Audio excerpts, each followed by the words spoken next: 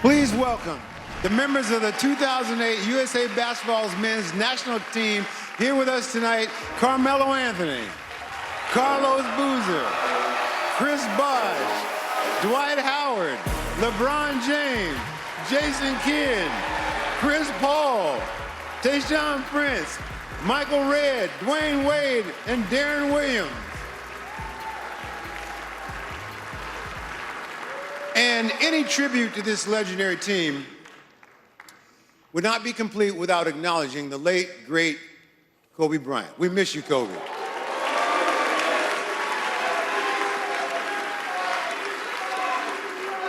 And now for the coaching staff of the 2008 U.S. men's national team. Unable to attend this evening, assistant coach Nate McMillan. Please welcome assistant coaches Jim Boeheim and Mike D'Antoni. And head coach Mike Krzyzewski. And now let's bring out the former chairman of the board and men's national team director, Jerry Colangelo. Here they are, the 2008 U.S. men's national basketball team.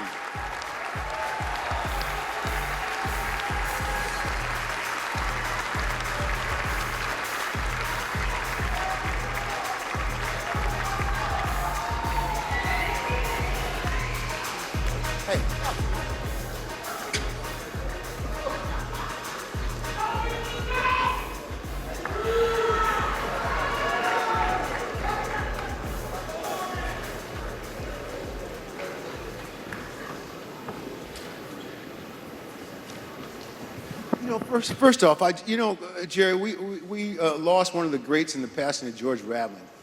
What did he mean to USA Basketball in the Hall of Fame?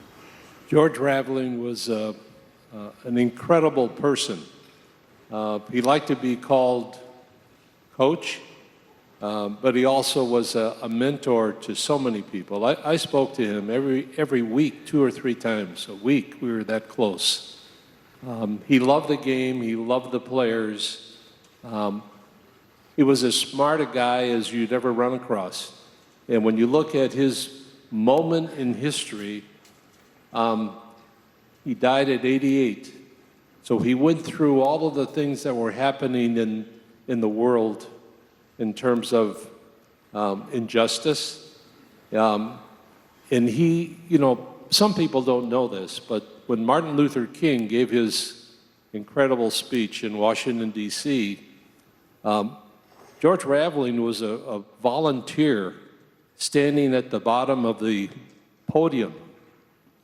And as Martin Luther King came down the steps, he gave George Raveling the speech, the great speech that he made. And I can't tell you how many people tried to buy it from him. He would never do it. That's the character that he had. He always had his life in order. We lost a great guy.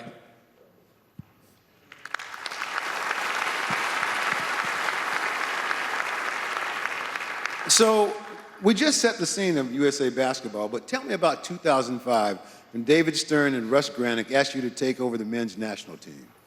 Well, it was a moment where I was home recuperating from some major surgery, and I had sold my interest in the Suns. And when the phone rang, it was David, and asked questions, how are you doing, blah, blah, blah. And he said, would you take over USA Basketball? And I'm instinctive, and I said immediately, yes, I'll do it, but I have 2 conditions. So what are they? I pick the coaches and I pick the players, full autonomy. He says, done. What's number 2? I don't want to hear about a budget. He didn't like that. But I assured him, don't worry, I'll raise the money anyway, in terms of sponsorships and so forth. And I have to tell you, on a personal note, those were the great years in my career in representing our country, in putting this group together, our staff, our coaching staff, the players that we were able to put together. It was a fabulous time. You know, it was really exciting for me. I remember I was very excited when you picked Coach K. And Coach K, I just want to know, what kind of team were you looking to build at that point when you came out? Well, a team that was better than my Duke team. We wanted, these guys are amazing because we had a team that was talented and had character. We didn't have a team of talented characters. And they represented their country, themselves, and the NBA in the best possible manner. And our goal was to win the gold medal, but also to win the respect of our country again, and also the respect of the world. So how they interacted with all the athletes from all over the world really set the stage for what USA basketball has continued to become with Coach Pop and Steve Kerr coaching their teams. LeBron, one thing I always wanted to know, how'd you feel when you found out that Kobe was going to be on that team too? I mean, you're playing with all these stars, but all of a sudden you had a chance to have him on your team also. I think it was just the missing link that we needed in order to regain the dominance, with Team USA. He brought a sense of seriousness to the team. He made us lock in, and we knew once he joined and he was going to be committed that, we couldn't be doing nothing half-ass.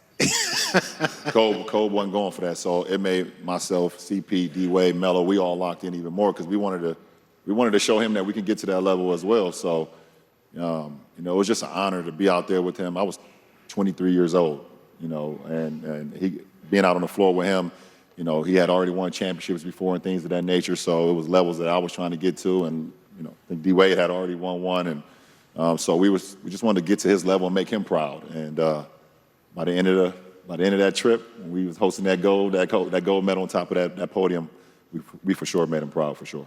All right, so now, Dwyane, tell me, here's what I want to know, because I've been to Olympic practices behind the curtains back there. Tell me about the competition on them scrimmages every day. You must have really went at it with this team. Yeah, it wasn't no fair, really. Coach K was stacking Bron team, him Cole,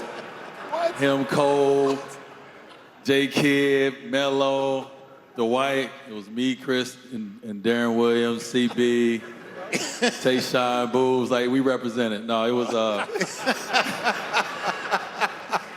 it's what it was. These was our guys. These were the guys, and we knew that as the bench guys, the guys that was going to come in, that we had to make sure that the level didn't drop, and the competition was fierce every day. And so, you get this little feisty point guard. Who was really rolling at that time, too. It just leader. came out. Yeah, second in MVP vote and all that. He gonna get us going. Ready. So it was what we all needed. We needed to look at each other. We all was very competitive. Of course, we was on the same team, but once them jerseys flipped, let's get it, let's go, and that's kind of how it was.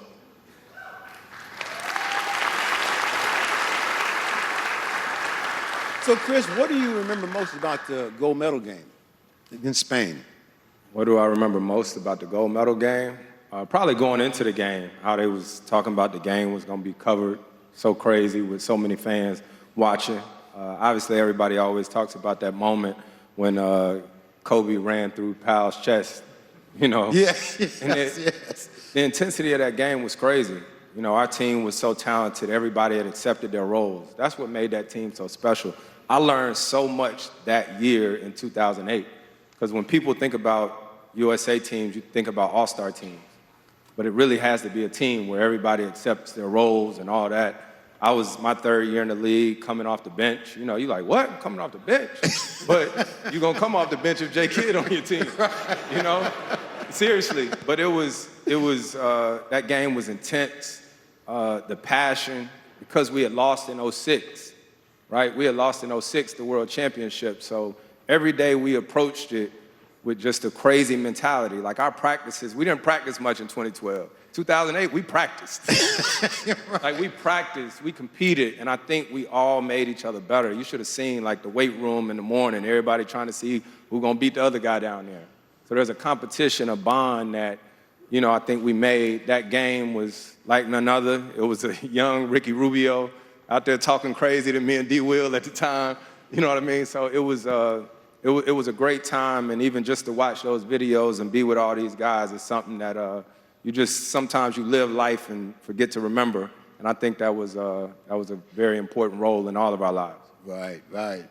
J.K., you were the you were the captain. So the team was loaded. How'd you keep everybody involved?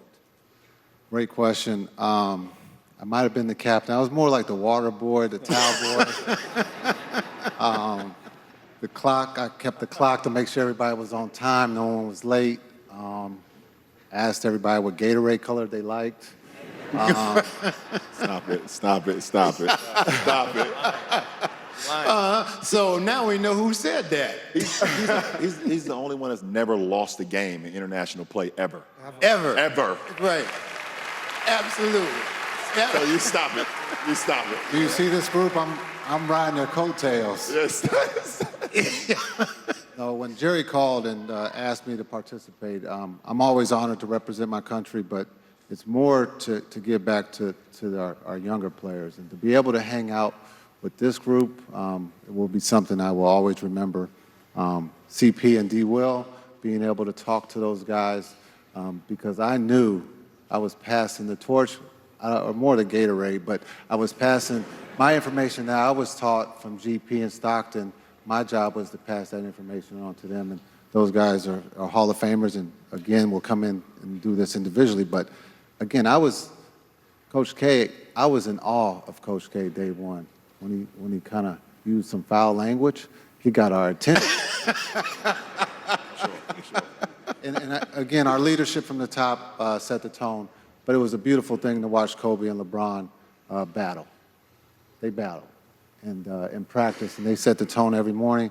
I saw a clip of LeBron every morning, had high energy, high energy. He set the tone, even though he didn't know he was setting the tone, that it was time to go. And so it was a lot of fun. It's so interesting when you have things like that and players at that much talent. It's just wonderful to go to practice every day, and it all brings out the best in you. It's so easy to have an assist. Whoever you threw it to was a good pass. It was a great pass. The only problem was they didn't have enough Advil. Okay, Coach K, tell me about the feeling when you watch when they give the gold medal out at the end and you see the players standing there around and you're watching and the national anthem's playing and they're raising the flag and you're holding the trophy. That's such a wonderful, emotional moment and they take the camera and they run it by everybody's faces. And I always thought what you're thinking. You got to be thinking of whatever you had to climb and whatever you got and you got there. What kind of feeling was that for you? Well, for all the coaches Yes. in the audience and watching, there's no greater thrill than to watch your team achieve a championship. But this was the World Championship, the Olympics, to have their hands over their hearts. You could see the emotion in their faces. They were pretty happy guys, but they were very proud. And when our national anthem was played and our flag is being raised above all the others, it's the best moment in my coaching career. And I want to thank you guys for giving me that moment, because coaches are not able to do that, but if they got really good guys playing for them, those moments happen. That's fantastic. And I just want to, this has been great. Once again, congratulations to the 2008 U.S. Men's National Basketball Team. Please give them a big hand, and we'll be right back.